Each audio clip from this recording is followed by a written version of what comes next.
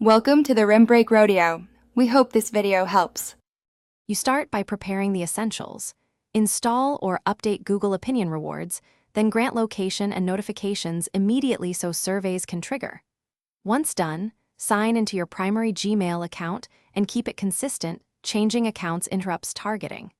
Make sure location accuracy is on and battery optimization is off for the app so background triggers work.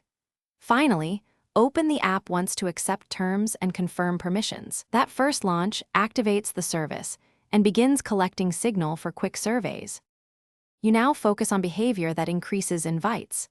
Set location to high accuracy and enable Wi-Fi and Bluetooth scanning so Google's location signal is richer.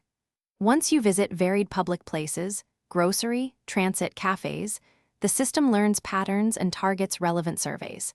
Make a habit of opening the app after trips and answer prompts promptly. Quick responses improve matching and reward rate. Also, keep notifications on and avoid dismissing alerts, because missed notifications are You finish by claiming credits promptly and keeping the app updated. This keeps your account healthy and ensures payouts. If surveys stop, clear cache, restart the phone, or reinstall the app. That often restores background access.